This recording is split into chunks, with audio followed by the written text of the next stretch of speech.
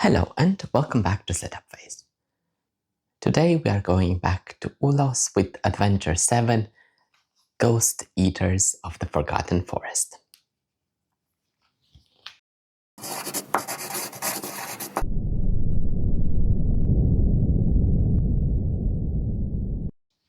We start with 3 gold and 1 XP from the previous adventure. We have increased our combat play limit to 4. I've already filled the attribute rows. I need to add 1 XP to each location.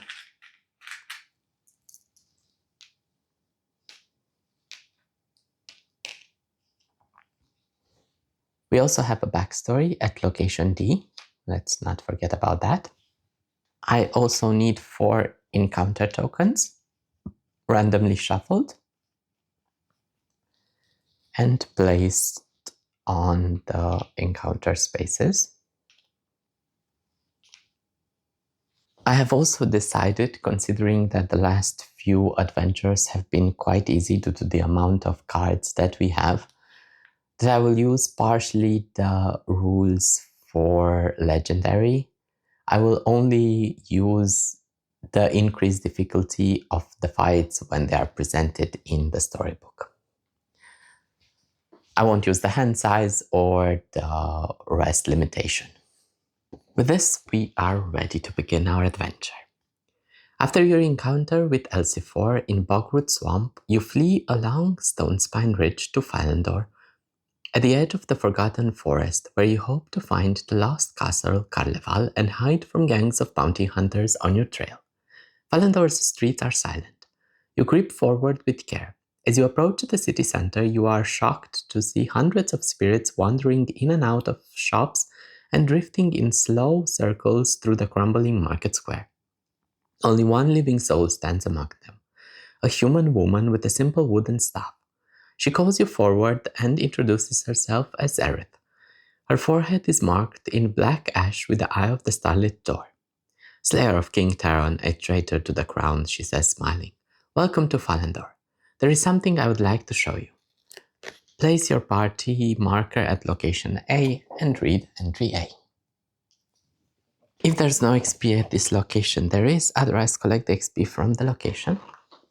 Xaereth guides you through Philendor's winding streets, stopping only when you reach a large group of spirits gathered at the forest edge. Staring into the crowd, you are shocked to see the ghosts of King Taron among them. Last you saw him, the king was still alive, having escaped into a rift. Taron opens his mouth as if to speak, but no sound escapes his lips. A giant floating ball with several dozen eyes emerged from the alley. It drifts over the city streets, casting a long shadow. Spirits scatter in fright. The creature's pale skin reveals bulging blue veins twisted into a tight ball at its center, with tentacles extended outwards from its core. Ghost eaters, Xaereth tells you, don't interfere. I've been studying these creatures for weeks. As she says this, the disembodied head wraps its tentacles around the spirit of the king. Observe the ghost eater without interfering, or help King Taron, which is a strength and wisdom skill check. I think we should help King Taron, even though we are accused of his murder. To Xaereth's disappointment, you charge forward, placing yourself between the king's spirit and the ghost eater. The strange disembodied head unleashes a high-pitched scream. We get 1 king's favor. We reduce Starlit Door's favor by 1. And if our king's favor is 3 or higher, then each player adds 1 stamina to their strength attribute row from the supply, ignoring the usual limit. We now have a skill check of Might 3.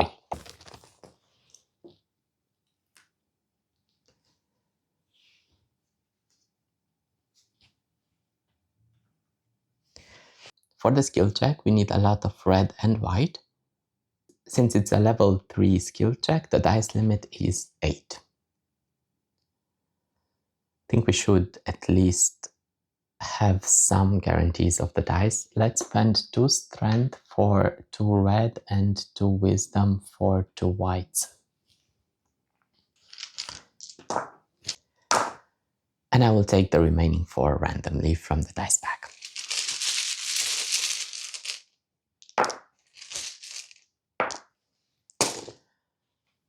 can now roll the dice and see if we can place anything. Well, we have a 6. We have a 1 from the familiar die, which is both a purple and a red. We have a 3 black. And that's about it. We can now play 4 cards in order to manipulate the dice. For the first one, I will play the Basin of Burglap. With this card, I can increase the die by 1 and decrease another die by 1. I will decrease the red by 1, make it into a 5, and increase one of the white's 6 by 1 into a 6, and now I can place it. I can use Diplomacy to flip a red die onto the other side, which is a 2, and I can place it. I only need a white 1 and a white 2. I can use Stumble to flip a 5, and I will flip this one into a 2, and I can place it. For the last card play, I will use the Chain Armor set in order to try to reroll the white. I can use all of them with 1 card play. Start with the first one and reroll the white. Into a 1, perfect. And I can place it. I have filled all the die slots. I can return the discarded cards and the dice. I get 2 experience because I filled the die slot with experience.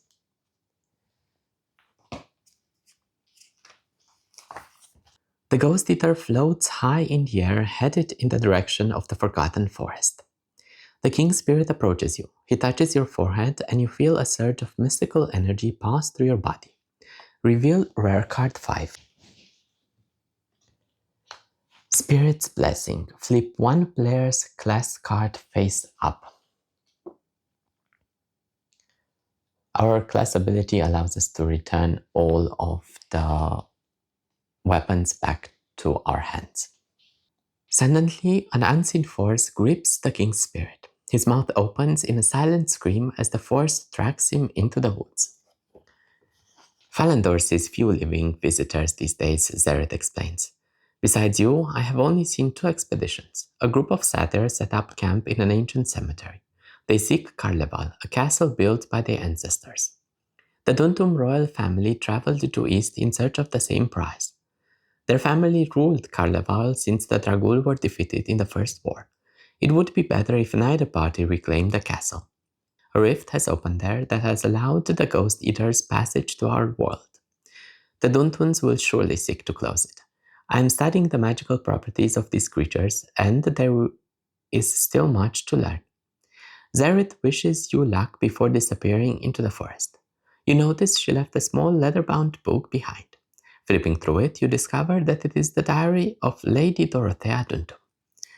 Reveal Discovery Card 57. A diary which we can use without having to spend any fatigue. If your entire party is exhausted, it's not. We can use an item rest or move to another location. Let's use the diary and see what it has to say. You skim Lady Dorothea's Duntum's diary for anything related to the town of Falandor, finding a brief entry towards the beginning. Rumors of vast ruins and hidden treasures have sent 17 would-be adventurers into the Forgotten Forest in the past week alone. We have managed to locate 12. And only after a great deal of time and effort. I am not hopeful about the others. The woods are already chock full of spirits. We don't need to see any new members added to their ranks. Use another item rest or move to another location. There's nothing for us left to do in Falandor. The Satyr are in the cemetery, but they are Dragul as far as I know. Maybe go the other way around then, and go to the abandoned watchtower and swing back around. On our way to the abandoned watchtower, we must have encounter number 2. If you have either the titles Warden's Ire or Warden's Trust. We have Warden's trust, which we received from Kulbak prison. A crossbow bolt whizzes past your ear and lands in the trunk of the oak tree directly in front of you with a soft thud. You turn to discover Warden Mercy standing a few dozen feet behind you wearing a dark olive tunic that blends in with the trees surrounding her. After loading a second bolt into the crossbow, she takes aim at your head. If you have the title Rioter, I think we used our time in Kulbak to prevent the riot. Revealer, rogues accomplish. No. Convince her not to fire, a strength and charisma check, or fight her back. I don't think we need to fight her. Let's convince her not to fire, a charisma and strength check. Warden Mercy grips the trigger of her crossbow with her finger, ready to fire. You place your hands in the air and walk slowly towards her. Perhaps you can convince her to lower her weapon. If you have the title Warden's Trust, we do. Each player adds 1 stamina to their charisma attribute row from the supply, ignoring the usual limit. We now have another level 3 skill check, this time Persuasion.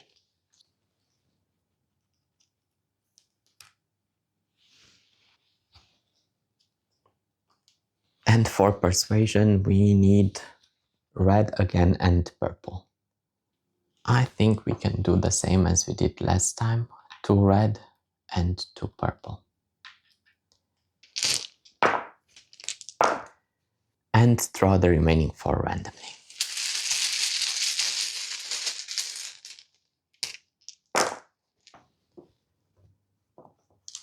Let's roll the dice. Oh my god, nothing matches. Oh no, we have a 3 that matches. And a 5. Ah, better. Now we can play our cards. And I'll start with diplomacy to flip the 6 into a 1, and I can place it. Disguise allows me to flip a 2 into a 5. The third card is the Running Pendant, which allows me to flip or re-roll a white, and I will just flip it into a 1, and I can place it. I have played 3 cards. For the fourth card, let's add the Flame Imp. And as usual, when we add dice, we roll them. Oh, the Flame Imp should be here. And we rolled a 6. We've played 4 cards. Let's start with the bonus play limit in order to play the Chain of Embraces. It's the armory we used previously. We can play or 3 with only 1 bonus play limit. 4, not what we need. 3 is better.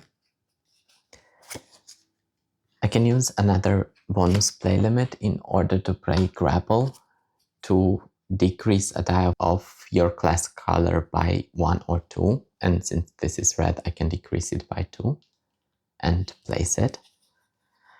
Now I only need a purple 2. And I think the only way I can do it is with 2 bonus play limits, which are all of them. I will use Weak to turn this white into a purple, and then the Ancient Tome to decrease it, and I can place it. I've completed successfully the challenge. Return the discarded cards.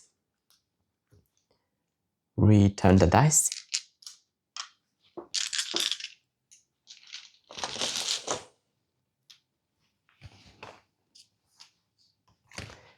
I get 2 experience. And let's see what Warden Mercy wants.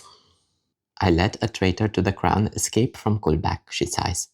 In its entire history, I am the first warden at that prison to fail. I have been tracking you for weeks. My life has had no other purpose, but now that I have you in my sights, I find that I am not equal to the task. I cannot explain it, but I am convinced of your innocence. I can promise the same for Gundur, your goblin friend. If you have the title Warden's Ire, we don't. If you do not have the title Warden's Trust, reveal title card 42, we have Warden's Trust. She grasps your hand in hers and presses it tightly. You will think me mad, she says, or a fool, but I swear that I thought I saw King Taran himself in these woods. Not his body, but his spirit. Surely it cannot be a coincidence that you have led us here. Perhaps there is a way to speak to the king, to understand the true circumstances of his death, or even to restore him to the land of the living. With that, Warden Mercy disappears into the trees. We can rest or move to the next location in our path. It's so early to rest. I think I am going to do it just to get the bonus play limits back. Because if we have another skill check, I don't know if we can manage it. I will only use one experience. Let's add one stamina to the rest track. Roll a die, because I spent 1 XP. And heal 6 points. I return the bonus play limit, the spent cards, and I get to refill the attribute rows.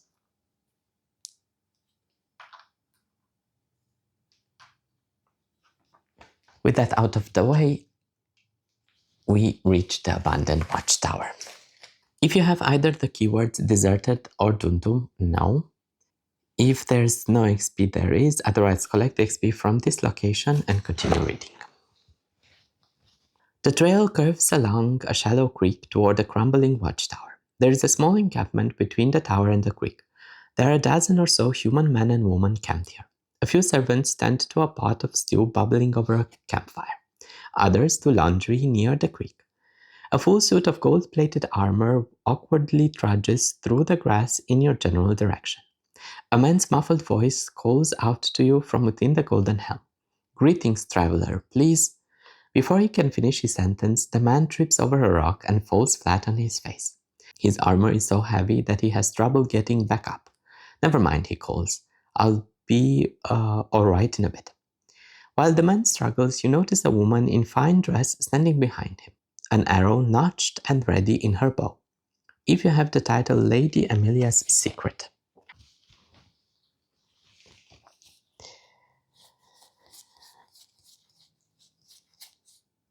We have Lady Amelia's Sorrow. So we go to before. You recognize the woman pointing her bow at you as Lady Amelia. "I've learned what happened to my daughter," she says, "and I know it was you. Don't deny it." She kicks the suit of golden armor, keeping her arrow aimed at you. "Get up," she says to the gold-plated man. He slowly rises and removes his helm. If you have either the titles Duntum's Investor or Duntum's Return. I think we must have Duntum's Return.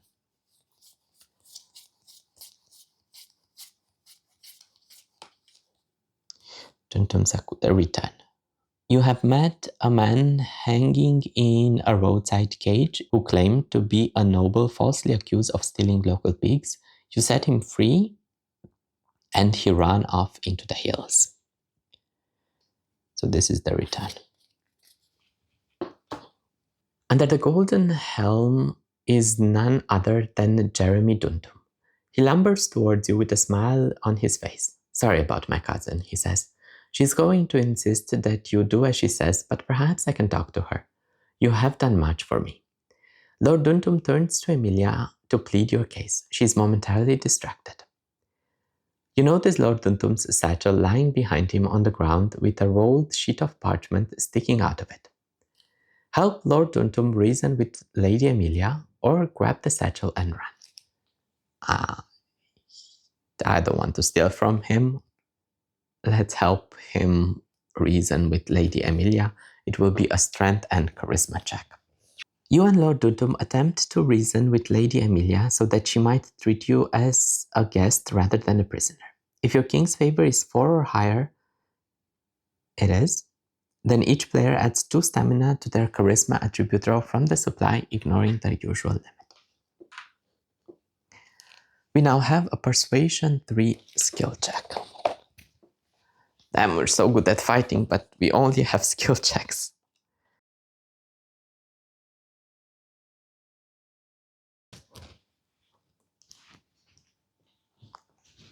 Oh, it's the same one that we tried to do before. Let's do the same. 2. Okay, let's do 3 purple and 2 blue. 2 red. So 2 red and 3 purple, and the dice limit is 8. I need 3 more randomly.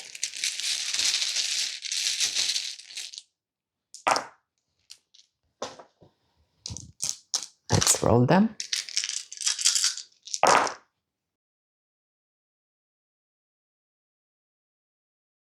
A 5, another 5, and that's about it. It's fitting that we use diplomacy, and I will flip the red 6 into a 1. I can use stumble to flip a 5 into a 2. The third card will be the rune bones to turn any color into a 3, and I will turn this purple into a 3. We only need a red 1 and a blue 1. For the blue, we can use the ancestral blade in order to decrease it.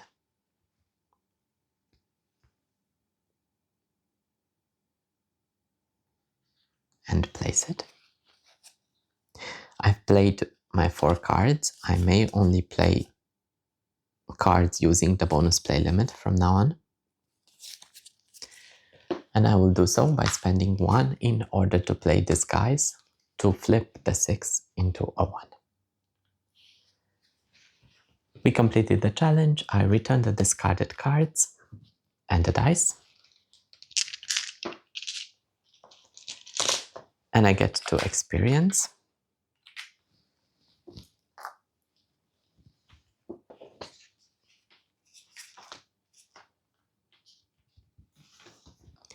Lady Emilia unnotches her arrow and returns it to her quiver. Perhaps you will be useful for our cause, she says. Lord Duntum explains. We are in search of the lost castle Kaleval and have only this map to guide us. He unrolls a piece of parchment and shows it to you.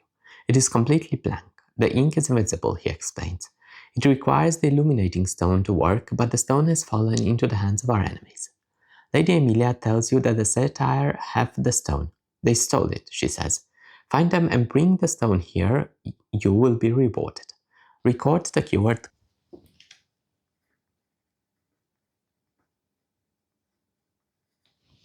If you have the keyword mission, we do not.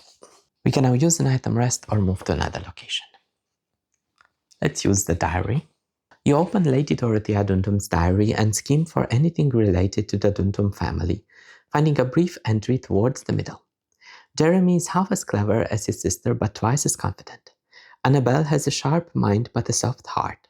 She agrees with everything Jeremy says, no matter how ridiculous. I fear he will not be wise enough to rule, and she does not have the will or the discipline. But one of them must sit on the throne in Carnival when their father and I are gone. We have an idea where we need to go, to the cemetery, in order to get the stone. I think we can go the long way around and move first to the heart of the forest. And along the way we have encounter number 4. Maybe this time it will be the one thing that we're good at, fighting. If you have the title Zalix Loss, Zalix Executioner, Greek's Spectator, or Warden Killer. So Zalik and Greek. We have Greek Soldier. Zalix Witness, no. No, we have none of them. You hike for quite some time only to discover that the path has led you in a giant circle. There are small wooden signs nailed to many of the oak trees along the way, but you can't make any sense of them. Some point left or right, but others point upward towards the sky or down to the ground. A few are engraved with strange symbol, a flame, an owl, an eye, or a sword. If you could make sense of the signposts, maybe you could find a better route through the forest. Alternatively, you could break from the path and push your way through the thicket of trees and bushes in the hopes of finding a new trail. Push through the thicket to find a new path, a strength and dexterity check, or interpret the signs, an intelligence and wisdom check. Checks again. I think we would be better with a strength or dexterity check. Let's try to push through the thicket and find a new path. The tree line is thick here, and pushing your way through slows down your progress significantly. The skill check is Force 3.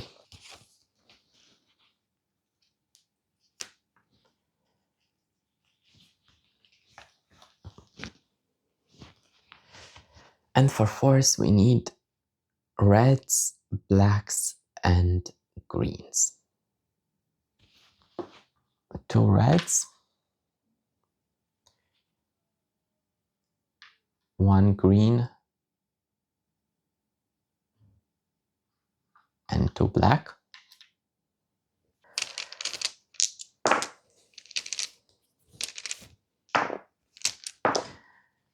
5, 3 more randomly.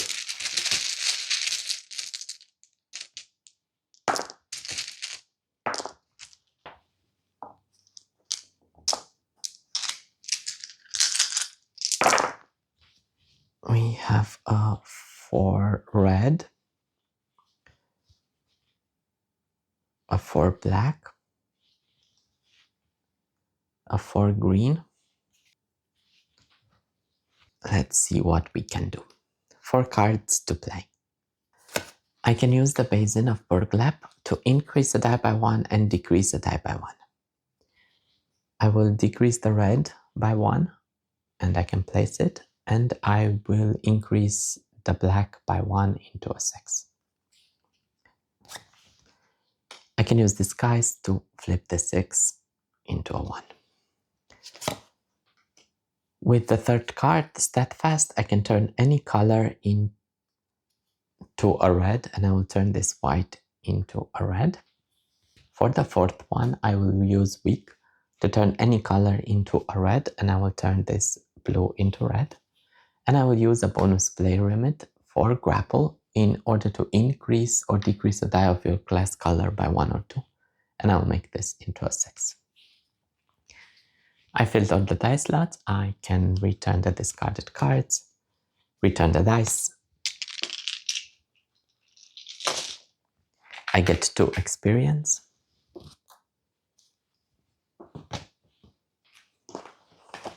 You push your way through the woods and eventually discover a new path. Perhaps this trail will lead you to the castle.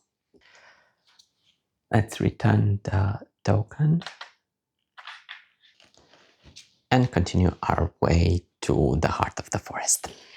If you have the keyword Carnival, no. Study, no. If there's no XP at this location, there is. Otherwise, collect the XP.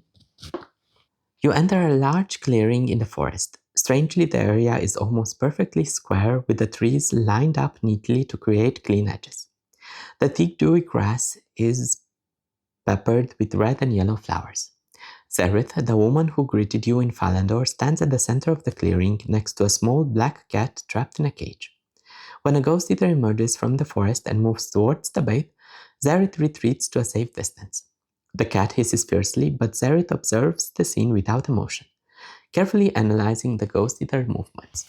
A long rope is attached to the cage's latch. Study the ghost eater with Zerith, pull the rope and free the cat from the cage. Let's free the cat from the cage. The ghost eater reaches its tentacle into the cage and begins to tug the cat's spirit from its body. You pull the rope and unhook the latch. The cat breaks away and darts into the forest. Fool, Zerith says to you, her voice dripping with disgust.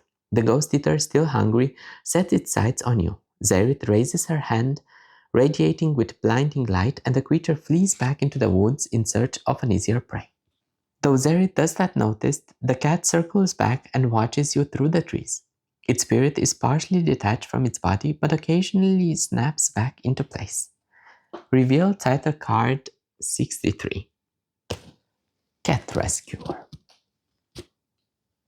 If you have one or more boxes marked on the death track, we have 1. Zerit studies you for a moment and her eyes widen. It seems you have somehow gained Kethra's favor. Tell me, Zerit asks, did she give you a gift? If you have the title Empty Vessel. Doesn't seem like it.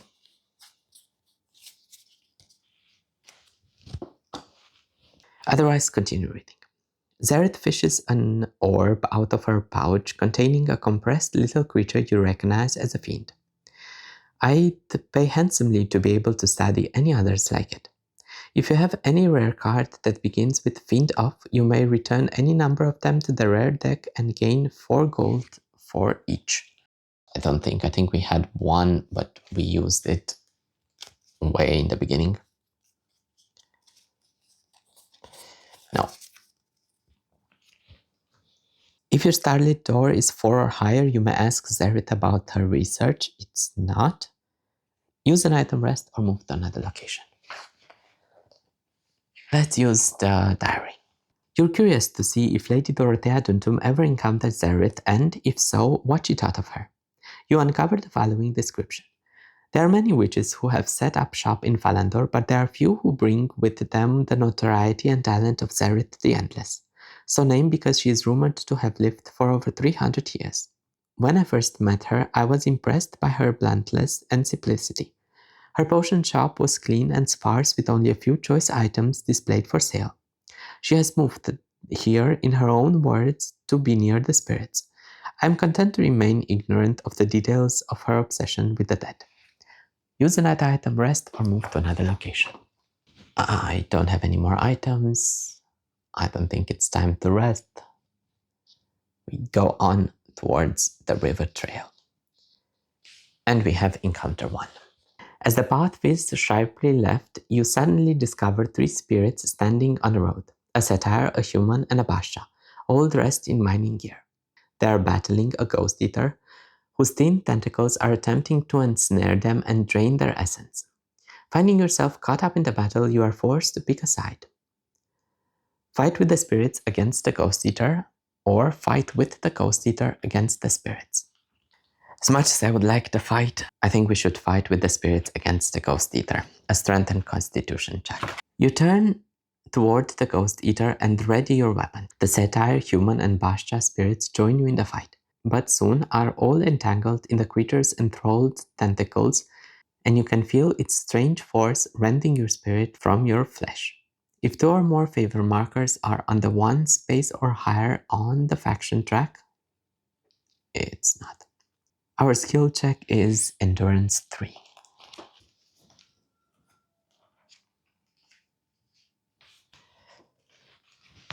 Where we need a lot of green and red.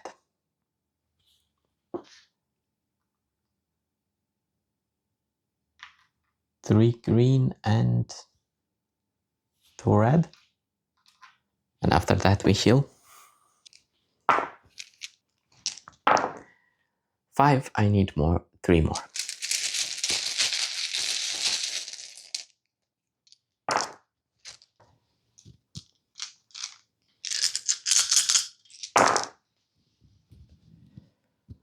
We have a 6, a 4, a 2, and that's it. First, the Blessed Mace to decrease a red or white die by 1 or 2. And I will decrease this 6 into a 4, and I can place it. I can use Weak to turn any color into red, and I will turn this white into red. And for the third card, use the Warhammer to decrease 2 red dice. This one into a 2, and this one into a 2. And I can place both of them. I've played 3 cards, and I need a green one. I can use this, guys, to flip this purple 6 into a 1. And for a bonus play limit, play famous to turn the purple into any color, and I will turn it into a green. I filled all the dice slots. Let's return the discarded cards.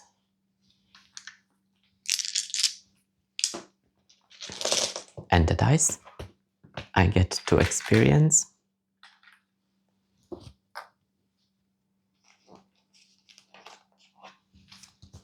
You hold your spirit fast to your body, resisting the ghost eater's pearl. Its tentacles release you, and you drive the foul creature back into the woods. The spirits of the miners float toward you. They attempt to speak, but you cannot hear any words escape their lips. The gratitude, in any case, is evident in their eyes. They point to a bare patch of ground and mime swinging their ghostly pickaxes. After a few moments digging, you find a buried coin purse. Gain 3 gold coins.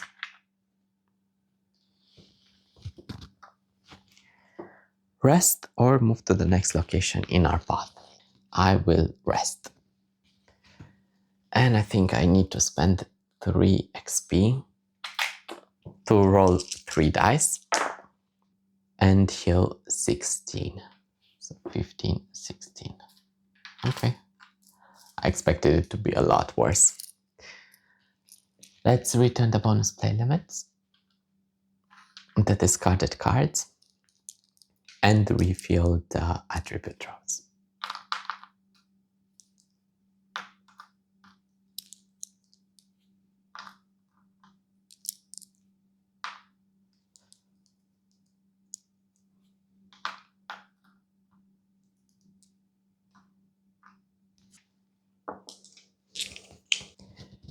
Now we continue on our path to the river trail. If there's no XP at this location, there is, otherwise collect the XP from this location. The trail crosses the river over a stone bridge. Before reaching the embankment, you discover an old carriage. One of its doors has been torn off and it's half covered in mud. Vines and grass coil through 3 very rusted wheels, the 4th nowhere to be seen. Rummaging inside, you find a music box. Reveal discovery card 96. It's another item that we can use, the music box, but this one costs 1 fatigue to use. A small pig pushes its snout through the mud near the river's edge. It is covered with dark spots, but one in particular catches your eye. It resembles a black swan. Straying out a little too far into the water, it is swept away with the current. You watch as it kicks violently, letting out a flurry of squeals and high-pitched shrieks. You also notice something shiny beneath the mud where the pig was digging. Whatever it is, it won't be long before it is also swept away. We can dig up the shiny object or save the pig. Let's save the pig. You dive into the river and are carried off by its current. You search for any signs of the pig, finding none. The river widens and deepens as the current carries you downstream. You notice a series of underwater caverns below you. Taking a deep breath, you dive after the pig. Gain 3 experience. Reveal discovery card 40 and place 1 XP on it. We have a location, underwater caverns. It's square and 3. This means it goes here. Move to location F. We don't have a choice. We need to go there. If there's no XP at this location, there is. Otherwise, collect the XP from this location.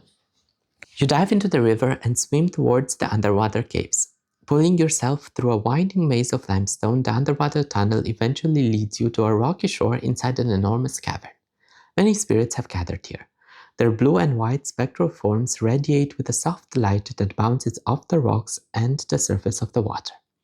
Otherwise, the caverns are pitch black. If you have the title Bloodletter, no. If you have the keyword Muddy, no. Otherwise, continue reading.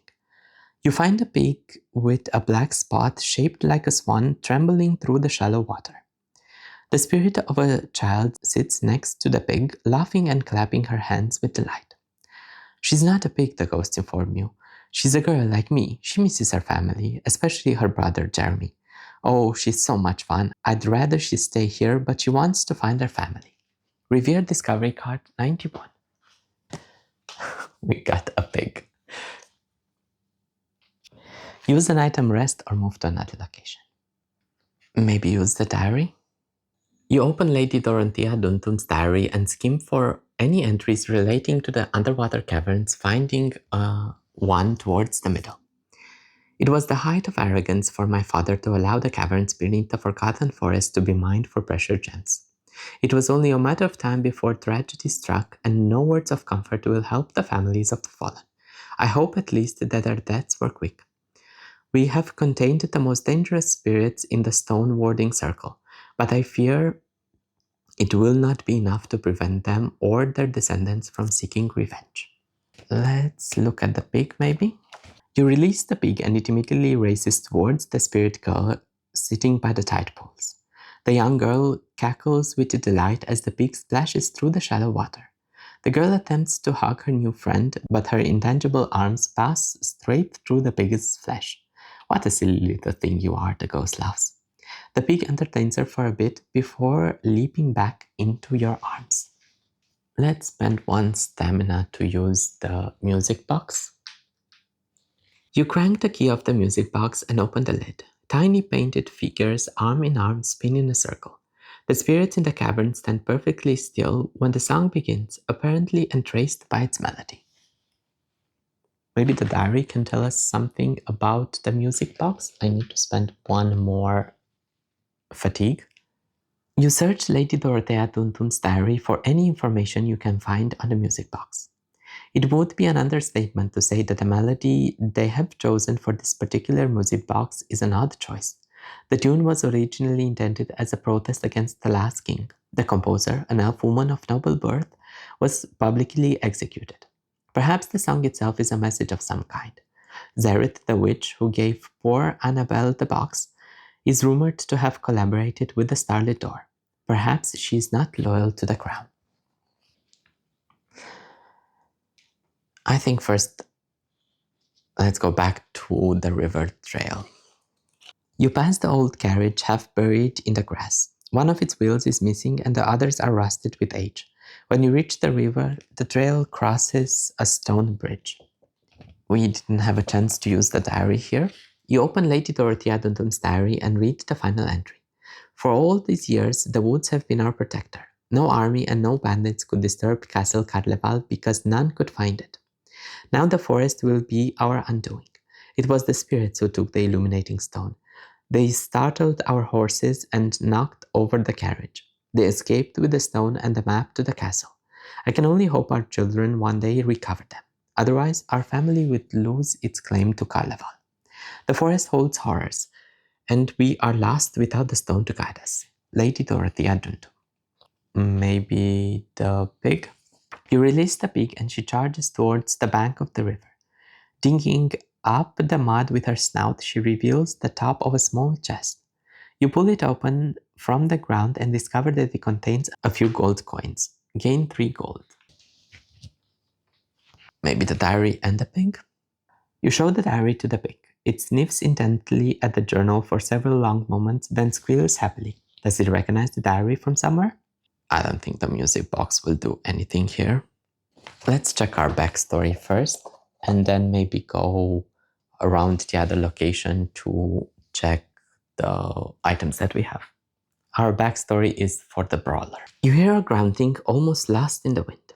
You know that sound. Following it, you find the aftermath of a fight.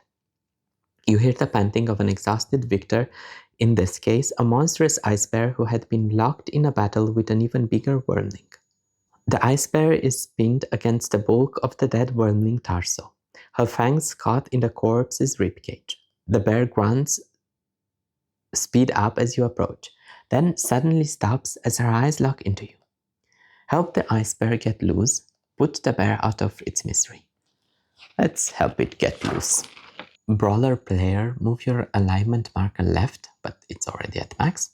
You step forward slowly and quietly, trying to make it clear you're not a threat. The ice bear still thrashes a bit as you approach, but she is too tired from the struggles to put you in any danger. You find a stout branch and jam it into the dead boiling spoons next to the bear's jaw and wrench with all your strength until you hear the corpse's rib crack and then break. The bear tumbles backwards into the dirt and lies there for a moment panting. As you eye each other warily, you keep the branch in your hand and wait. After a moment, the bear climbs to her feet and shuffles over to nuzzle your hand in thanks. When she pulls away and ambles back into the forest, you find one of her broken fangs in your palm. Revere rare card 71 and add it to the brawler player's hand. We have a broken fang. Each player adds 1 stamina to their dexterity attribute row from the supply, ignoring the usual limit. Not very useful. And we're done with the backstory. Let's go to the heart of the forest and use our items. We don't have carnival or study keywords. An enormous black bumblebee whizzes past your nose and lands on a yellow tulip. The sunlight here is nearly blinding with no trees to block it. Zerid sits cross-legged in the grass at the center of the clearing with her eyes closed in concentration. Let's use the pig or talk to the pig. You set the pig loose, but as soon as she sees Zerid, she shrieks wildly. Zerid snores defensively. Why did you bring that creature here? She asks. The pig squeals angrily and charges towards Zerid, biting her leg. Zerid gasps in pain, kicking at the pig with her foot.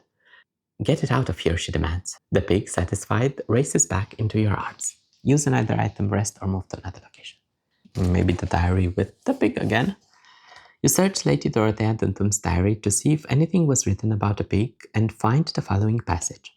The witch Zerith is known to harbor grudges. 3 of her healing potions have had no effect on poor sickly Annabel, and my husband has refused to pay her. I ran into the witch in the marketplace, and she assured me that Annabel would soon no longer be sick and would be completely transformed. Then she laughed and asked me which I would prefer, a sick daughter or a healthy pig. I rushed home to Annabel's side. She's fine, apart from the fever. So she turned her into a pig and spent 1 stamina to use the music box. You hold up the music box. Zerith examines it carefully and listens to its slow humming tune. Then she begins to sing along. The sun withdraws into the sky and the stars reveal their grandeur. For kings we fight and kings we die, like sheep slaughtered in their pasture. Sleep now, child, and through the night, for our minds cannot be changed, and if this be our final fight, in our dreams we shall remain. A beautiful song, Zerith admits. But if I remember my history, the last king executed the woman who wrote it. That's how it always is with those in power. They seek to squash or control anything they don't understand. Let's go to the abandoned watchtower. We don't have the keywords deserted or Duntum. Lord Jeremy Duntum and his cousin Lady Amelia are seated in the grass near the crumbling edifice of the watchtower. They are examining a blank piece of parchment by holding it up to the light of a lantern as if there was a secret message that might be revealed. They greet you warmly but ask immediately if you have returned with the illuminating stone. We can steal the blank piece of paper, use an item, rest, or move to another location. Let's see what the pig does here. You set the pig loose and immediately runs into Lord Duntum's arms. Annabel, you found her, he shouts with tears in his eyes. She doesn't remember who she is, Lady Amelia explains. The scroll we have can't work if she refuses the transformation. She needs something to trigger a powerful memory. Lord Duntum turns to you. Annabel is my sister, he explains, cursed to this form by a witch's spell. If you find something that could help her remember her true form, we would be forever in your debt. Maybe we can use it here together with the music box. You hand the pig to Lord Duntum, who embraces her as he whispers, Annabel, oh Annabel. Then you hand the music box to Lady Amelia. She loved the music box, Lady Amelia says as she examined it. That's good. We need an item. She had a powerful emotional attachment for the spell. She immediately cranks the key and opens the lid. The pig snorts cheerfully at the sound of its song. Then Lady Amelia hands you a scroll. You have a strange bond with my sister, Lord Duntum explains, gesturing towards the pig. We think it best if you read the words that will return her to a true form. Lady Amelia and Lord Duntum look at you expectantly. We can cast the spell, a constitution and intelligence skill check, or insist that Lady Amelia do it. Let's cast the spell. It seems we only have skill checks here. You take the scroll from Lady Amelia and begin reading the words aloud. It will take extraordinary concentration to cast the spell successfully. If your Starlit roll is 3 or higher, then each player adds 1 stamina to their wisdom. No. We have a skill check, introspection 3.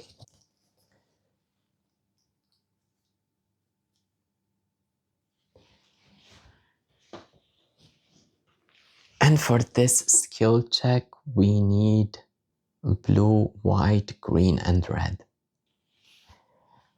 2 blue, 1 white, and 1 green.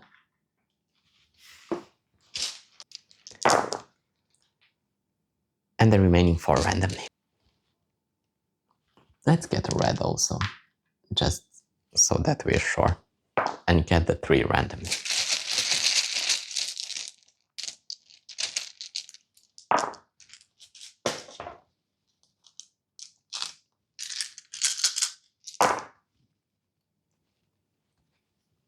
We have a 4, a 2, and that's about it. I can use the runed bones to set any color to a 3, and I will set this green into a 3. I can use the sling to decrease a blue or green die by 1 or 2, and I will decrease it by 2.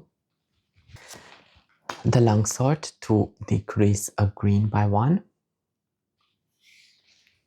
I've played 3 cards and I need 2 more ones. I have 1 more card to play, and I will play the Blessed Mace to decrease a red or a white die by 1 or 2, and I will decrease this 3 into a 1.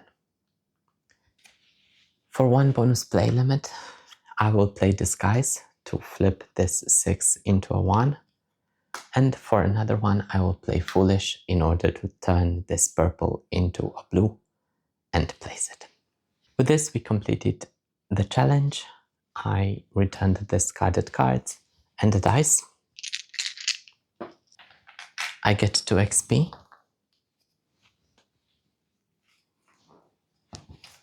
And let's see the outcome. To your amazement, the pig begins to transform.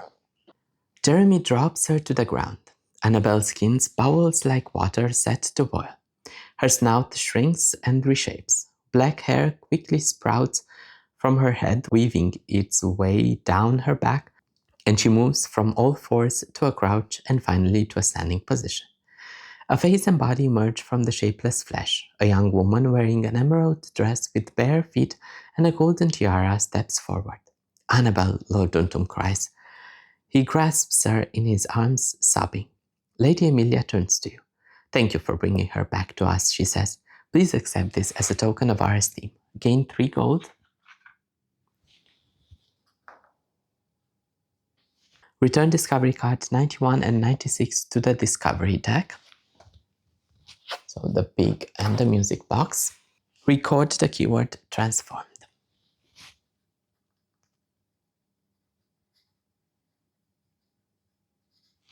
We can now use an item rest or move to another location. There's nothing to do. We use the diary already. Let's go to the cemetery, the long way around, and have the last encounter number 3. You can hear the roar of rushing water through the trees, but soon the path before you bends and the sound of the river fades. You find yourself in a small clearing. There is a young ghost sitting on a rotting log, her face buried in her hands. When she sees you, she looks up with swollen, pleading eyes. "Please help me," she says. You notice that the log is surrounded by a circle of polished white and black stones. Each seem very intentionally placed. "I can't leave this circle," she explains. Remove the stones, a constitution and intelligence check, or leave them be, a strength and intelligence check.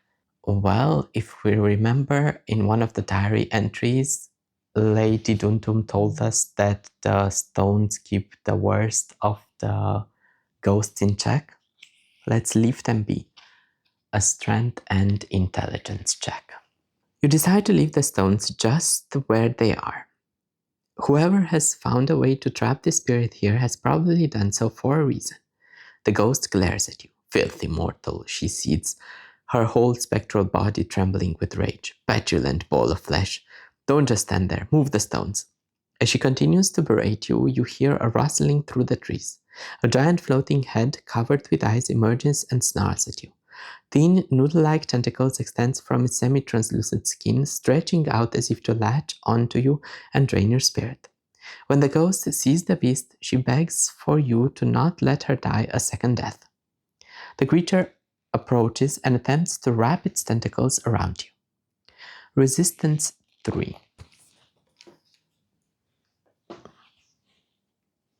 Red and blues, which we don't have any more blues. I will use 1 intelligence for 1 blue, 3 strength for 3 red, and 1 wisdom for a white. 1 blue, and we have 5, 3 more randomly.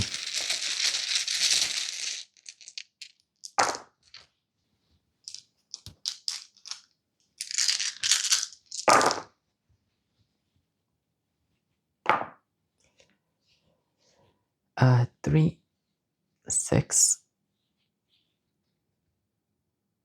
and 1.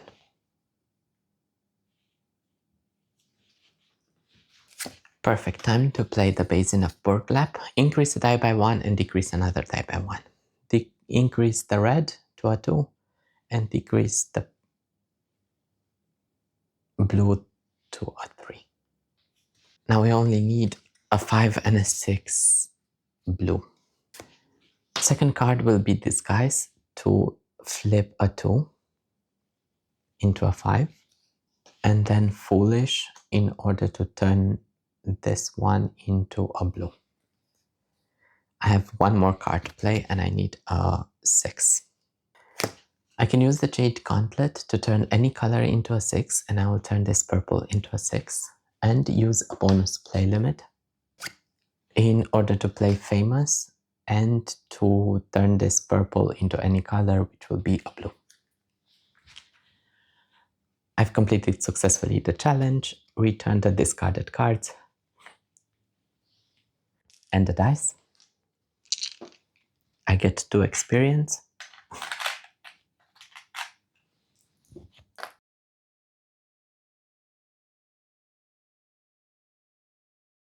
You stand strong against the Ghost Eater and it floats back into the forest. The spirit smiles at you.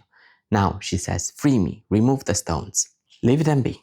When you refuse, the spirit becomes angry. You dare, she rages, but you decide to ignore the rest of her obscenity-filled speech. Her rant fades to silence as you travel further and further down the path before you. Soon, all you can hear is the sound of the wind passing through the trees. Each player increase your wisdom attribute score by 1.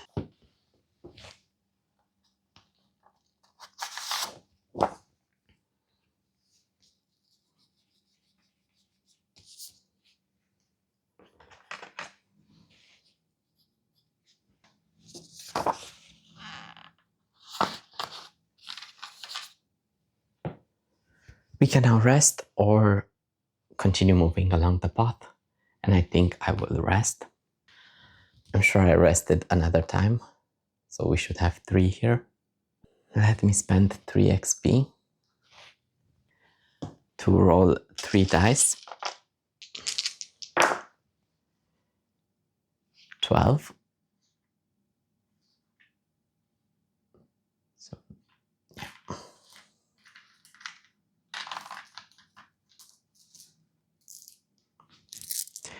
return the bonus play limits and the spent cards.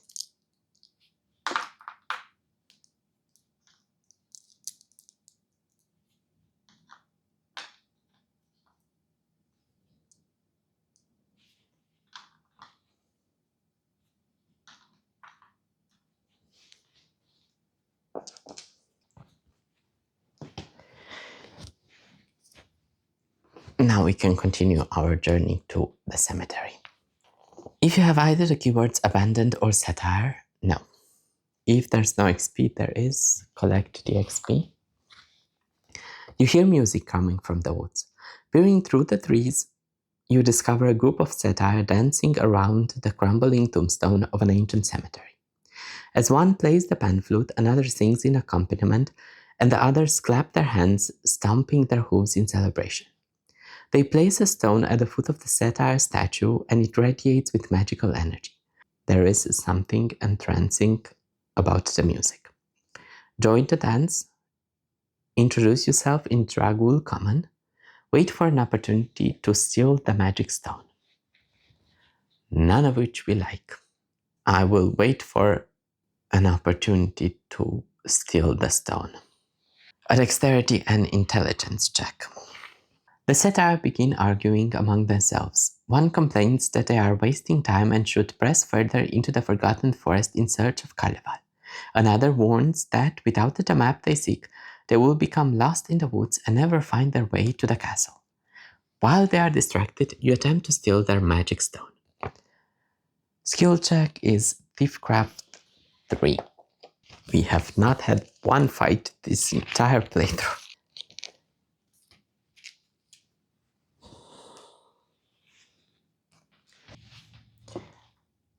Two blacks, two blues, and a white. There should have been 4. Two blues, two blacks, and a white. 5, 3 more randomly.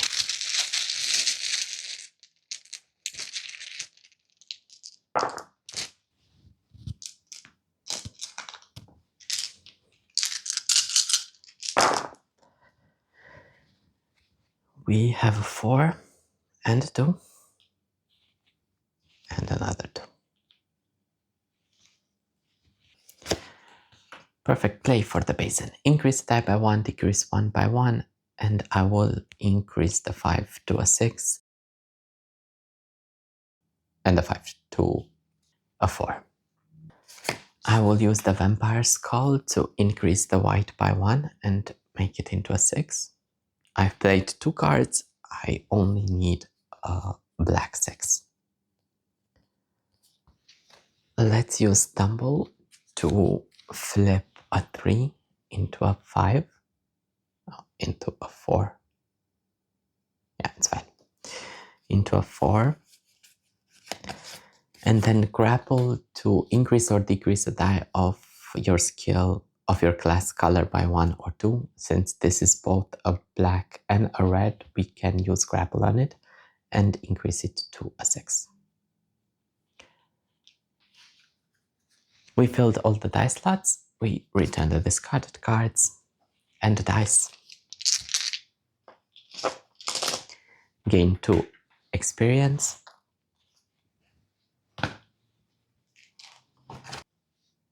And let's check the outcome.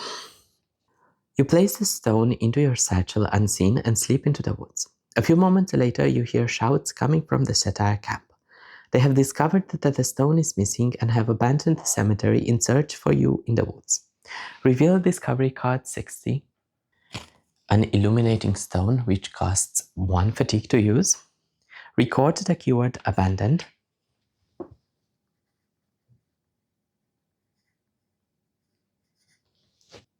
If you have the keyword deserted, we don't.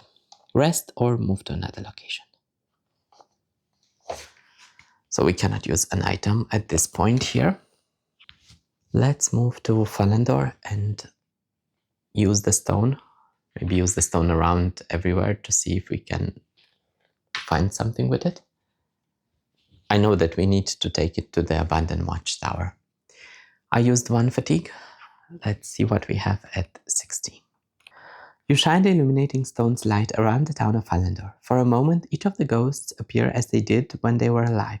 They laugh, dance in the streets, and talk merrily against themselves as if engaged in some elaborate seasonal celebration. But soon the light fades, and you again find yourself wandering among the dead. Go back to the cemetery and use the diary and the illuminating stone. If you have the keyword abandoned, we do. You reach a clearing in the forest where many crumbling headstones from an ancient Dragul cemetery are half buried beneath the grass. You discover hoofprints in the mud and the remains of a small campfire, but otherwise you find no sign of the satyr. So we can't use any items here anymore because it forces us to rest or move to another location. Let's go to the river trail and use the illuminating stone again. You hold the illuminating stone next to the abandoned carriage. For a moment you see it as if it were new, in perfect condition. Horses pulling it down the path, a man and woman seated inside are dressed like nobles. A young boy drives the carriage and whips the horses. After a few seconds, the vision is gone. Maybe the dark cave has something with a light. Other than the soft light emanating from the spirits who have gathered here, the caverns are pitch black. There is a young girl sitting by a tide pool. She seems sad. So let's use the illuminating stone. You take the illuminating stone. It grows brightly, lighting up the cave. Briefly, you see the image of miners chipping gems off the walls. The cavern shakes and collapses around you, burying them in the rubble. When the vision fades, you search the cavern, discovering skeletal remains. Some of the corpses carry mining tools and other equipment. Near the bodies, you find a few gems. They are likely to fetch a fair price. Gain 2 gold.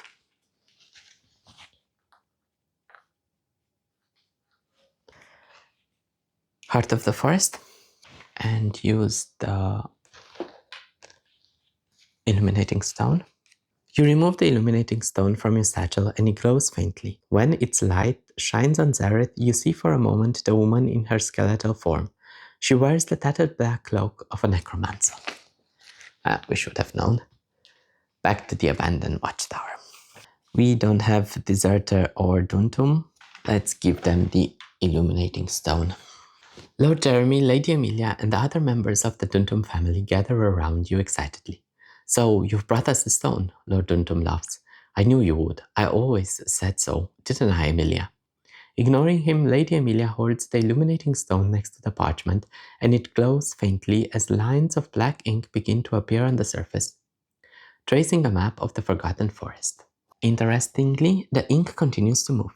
Clusters of trees subtly change locations, winding paths start to bend a little further to the left or right, and Castle Carleval itself seems to slowly drift across the page. Our family will not forget this kindness, Lady Amelia says to you. The Duntum family scrambles to collect their supplies, leaving the camp mostly intact. They shuffle off into the forest in the direction of the castle. Return Discovery 60 to the Discovery deck.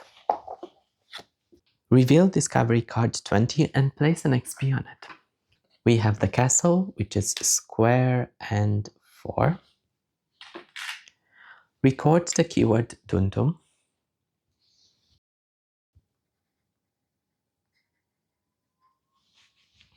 Rest or move to another location.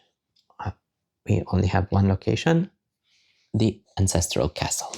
If there's no XP at this location, there is, otherwise collect the XP.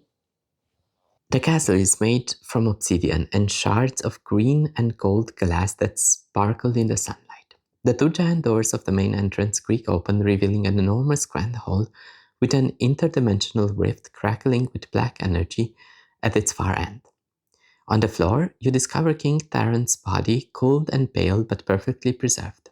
He is missing the back he had when he entered the rift in Sobek. Taran's spirit enters the room and, to your surprise, re-enters his flesh, causing a reanimated King Taran to sit upright, gasping for breath. When he sees you, he scrambles to his feet.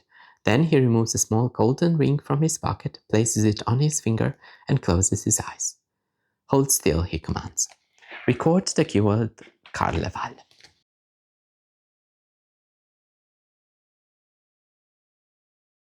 Examine your faction tracks to see which favor is highest.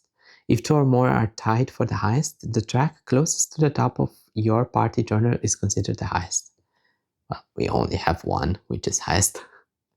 If your king's favor is 1 or higher and your king's favor is the highest, it is. When his eyes open again, King Taran appears pleased and slips his ring back into his pocket. I see you have remained loyal to the crown, he says. Let me show you my gratitude. King Taran produces a small vial from his pocket and uncorks it. A lovely aroma fills the air and you feel restored. Each player adds 4 stamina to any number of your attribute rows from the supply, ignoring the usual limit. I thought he was going to heal us. Let's refill 2 to dexterity and 2 to intelligence. You may have heard that the immortal knight has gone missing, the king tells you. I sent him to explore other planes, and he never returned. I journeyed to Afriel in search of him, but fell through the rift to Motai, the plane of death, before I could make any progress. You saw the result. The king twists his torso and cracks his back. It's hard to be dead all day. If you have the keyword beetle, we don't. Suddenly, 3 ghost eaters emerge from the rift, and King Taran draws his sword. Kill them, he commands. If you have the keyword Gashto, no. The ghost eaters drift forward slowly and slightly apart so that they can surround you. As they stare you down, it feels as though life is being sucked right out of your body. Their tentacles grow faintly blue and crackle with electric energy. You ready yourself for battle. If you have the keyword Satar, no. If you have the keyword Duntum, yes. Before the Ghost Eaters have had a chance to strike, the Duntums emerge from hiding, led by Lord Jeremy in his golden armor. When he sees King Taran, he drops to one knee. Get up and fight, you idiot, the king shouts at him. Lord Duntum scrambles to his feet, his face red with embarrassment. Emilia Duntum lifts up the illuminating stone and its light becomes increasingly radiant. The Ghost Eaters appear confused and disoriented. If you have either the keywords wound or offense, no. As the Duntums charge forward, their swords swinging, the dimensional rift expands. It will not be long before it consumes the entire castle. We have a combat with powerful, surprised Ghost Eaters.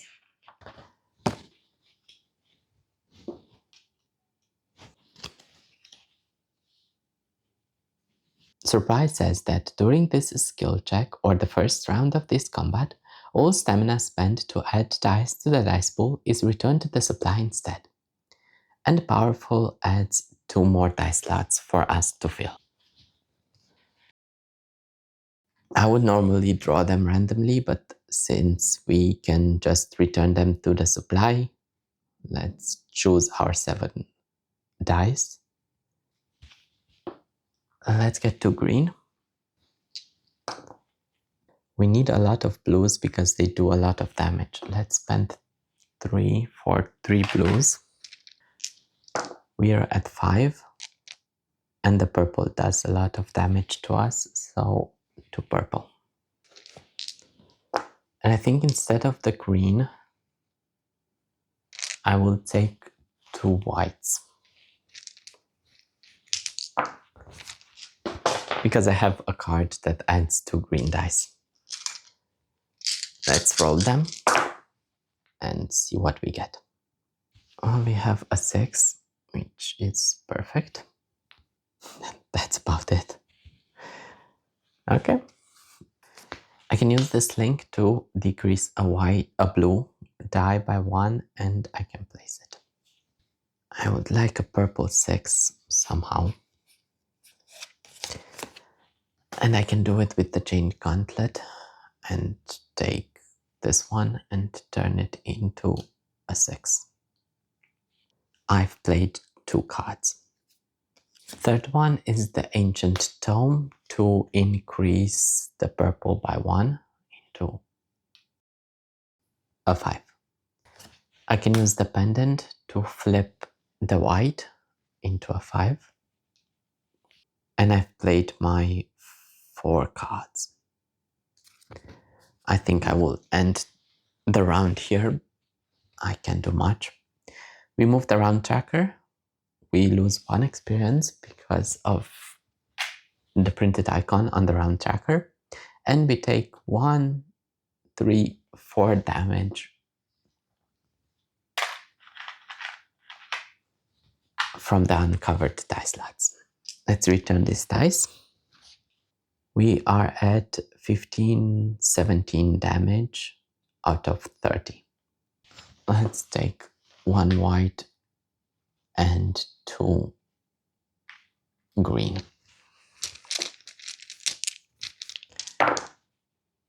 And 4 more randomly.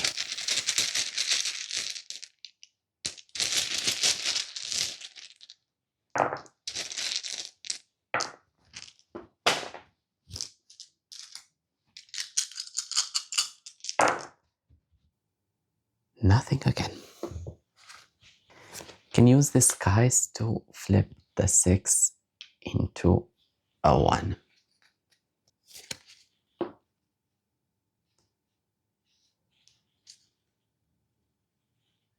I have a way to deal with this one. I just need a white 6.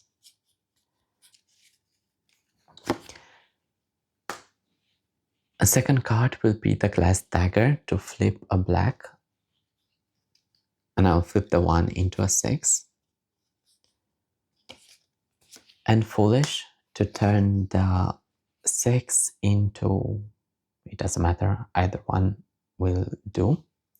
I will use my fighter ability to return all the weapons from the discarded cards and the spent cards to my hand.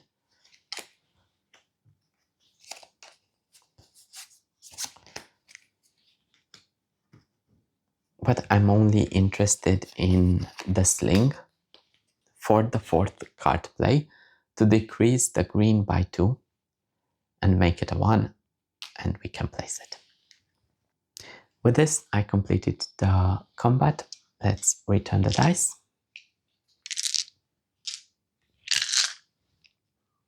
Gain the benefit, which is 4 experience.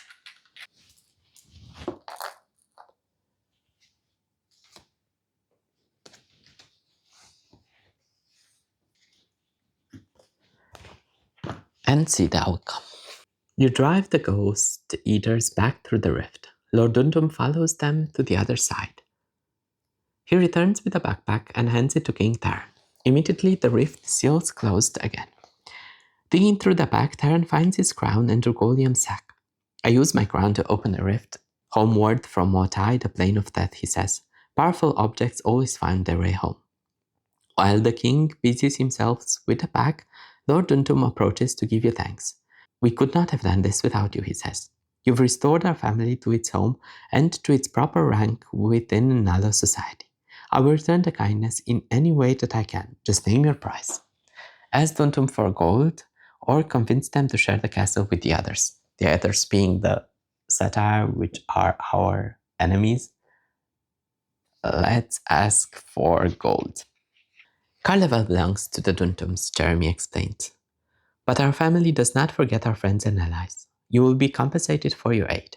If you ever have a need, we will be there to fight by your side. He hands you a small satchel filled with gold coins. Gain 5 gold.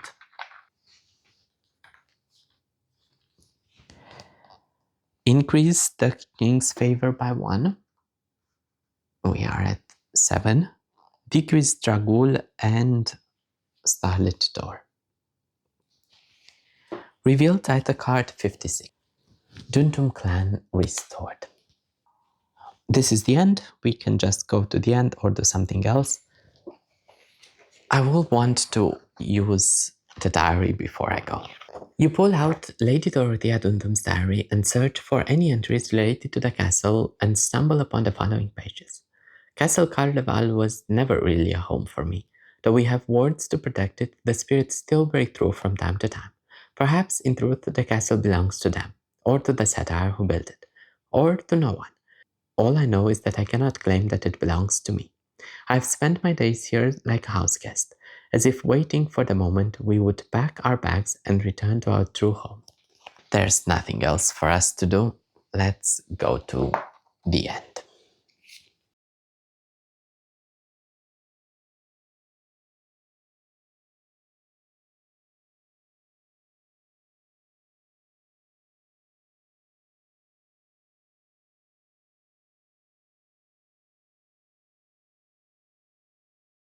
Your adventure in the Forgotten Forest has come to a close, and your attention turns to 3 pressing facts. First, that you are wanted for the murder of King Taran. Second, that the king is in fact alive and well. And third, that he seems to have little interest in having his identity revealed to the world.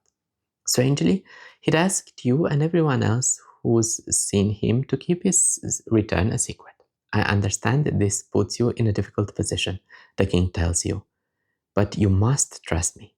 If you have the keyword transformed and either of the titles Duntum Clan Restored or Peacemaker, reveal title card 62. We have transformed and clan restored. Siblings reunited. Let's now check our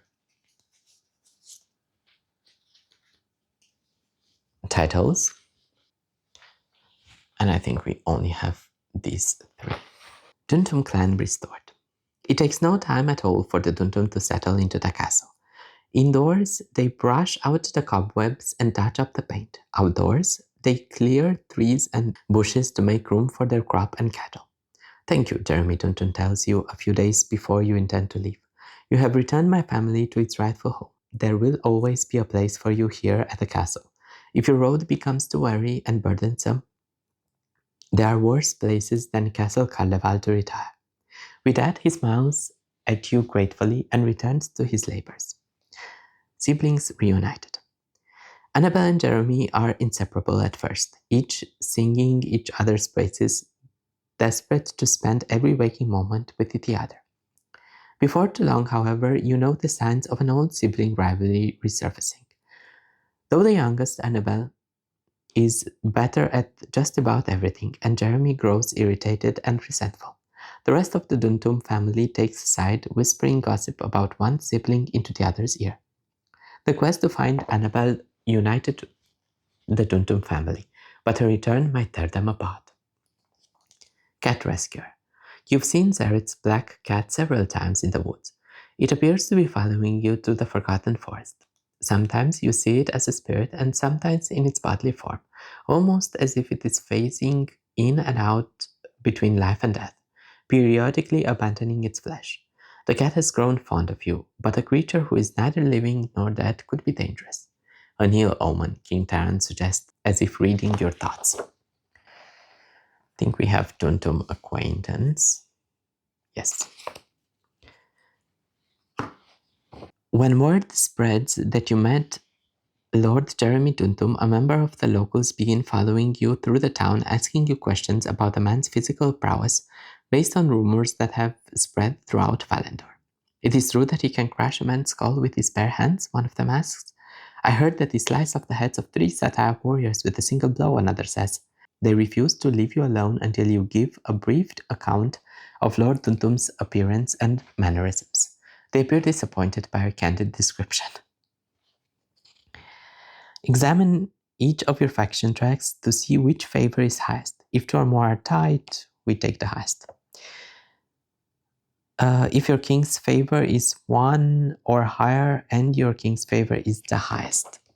You and King Taran travel together for many days and many nights. You avoid major cities and inns, choosing instead to sleep in a tent far from the road so that your party is not discovered. In time, the king tells you, I will reveal myself and you will have my pardon. But for now, it is best that my enemies believe me to be dead or else lost in another world. If you have the keyword beetle, no. By noon the next day, you smell the sea air and hear strange music. That song, says Taran grimly, means they've already begun their spell. He points to the horizon where you see dragons circling a distant peak. Virandor, Queen of Dragons, is here with her brood. It's our job to silence their song. We continue to end 4, which is just clean up and we can buy stuff from the market. I think we should have crossed 6 and 7. Let's see our cards. For the trait, we have Greedy. We're not Dragonkin, so it costs 6. We have a Heavy Crossbow, Search, Exile, and Runic Bracelet. Search is reduced by our Wisdom, which is 4. This means it only costs 4. Let's see how much gold we have first. So we have 5,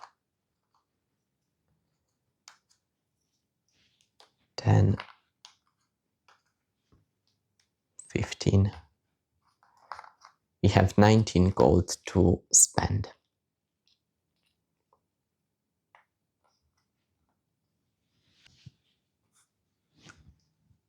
5 will go to the Heavy Crossbow. We have ways to manipulate the red, but the good thing is that we already have another runic item, so we can play them together. But I don't think we have any ways to turn things black and green. So let's spend 6 for that.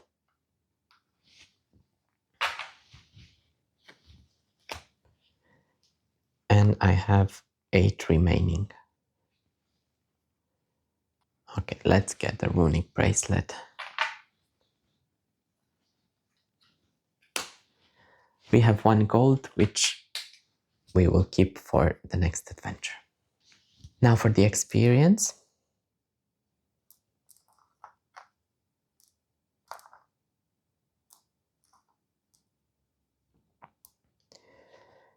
$10.23, a lot more than I expected. In order to increase the combat dice limit, it will require us to pay 5 plus 7, so 12. To increase the bonus play limit, we will need 5 plus 8, 13. I think, considering how this turn went, let's go for another bonus play limit. So I paid 13.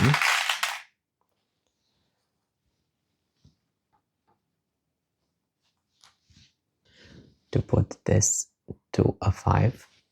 And with the remaining 10, I could increase the attribute score limit for 5 each, or I could increase my health, which I think would be more useful.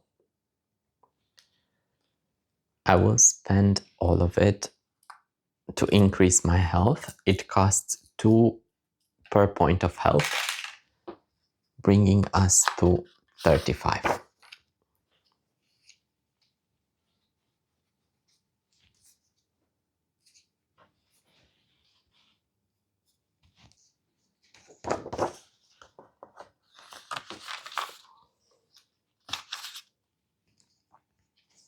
And with this, our 7th adventure in Roleplayer Adventure has concluded. Thank you so much for spending your time with me. I hope you enjoyed this playthrough. Have a nice day, and I'll see you in the next one. Bye.